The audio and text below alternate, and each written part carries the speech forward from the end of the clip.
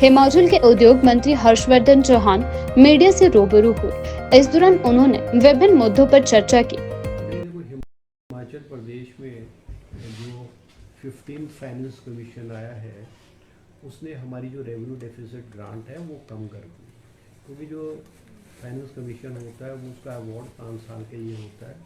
तो पिछले 15 finance commission का जो अवार्ड है वो 2020 से 2025 तक है, क्योंकि 2022 में क्योंकि ये जो अवार्ड आया है वो फंड्स में टेपरिंग उसमें आया है कि ज़्यादा से कम हुए हैं। अगर हम इसको करें कि 2022 में लगभग 10,000 करोड़ के करीब रेवेन्यू डेफिसिट ग्रांट आई, 2023 में जो रेवेन्यू डेफिसिट ग्रांट आई वो हमको 8,200 करोड़ के करीब आई, और 2024 में जो हमें आई है वो 6200 करोड़ के करीब आई है। और अगले साल जो हमारा इस 15 फाइनेंस कमीशन का आखिरी साल है उसमें लगभग 3,200 करोड़ रुपए के करीब की डेफिसिट ग्रांट आई है। तो इसकी वजह से जो है हमारा जो फाइनेंशियल जो प्रॉब्लम हमारे प्रदेश के समक्ष खड़ी हुई, सबसे बड़ी कारण तो रेवेन्यू डेफिसिट ग्रांट जो है वो घटी है। अगर हम 14वें वित्त आयोग की जो हमारी जो अवार्ड था जो स्टेट को मिला वो लगभग 40,000 करोड़ रुपए था 5 साल के लिए, और हर साल जो रेवेन्यू डेफिसिट ग्रांट थी वो लगभग 8,000 करोड़ रुपए के करीब मिलती थी।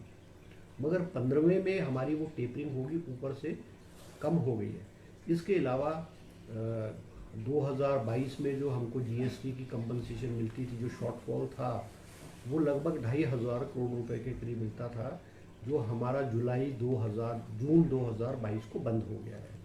तो वो शॉर्टफॉल होने की वजह से भी लगभग 2-2,500 करोड़ रुपए का प्रदेश को जो है वो नुकसान हुआ है।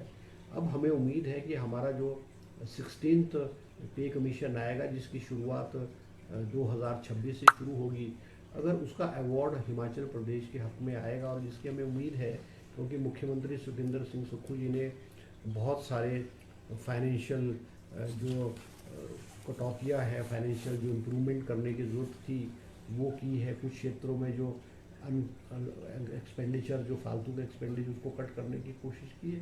तो हमारा 2026 के बाद स्टेट की जो फाइनेंशियल पोजीशन है वो बहुत अच्छी और बहुत इम्प्रूव जो हो जाएगी, क्योंकि ये जो सारा गड़बड़ हुआ है, फाइनेंशियल मेस क्रिएट हुई है, उसका सबसे बड़ा कारण जो है वो रेवेन्यू डेफिसिट ग्रांट का कम होना रहा।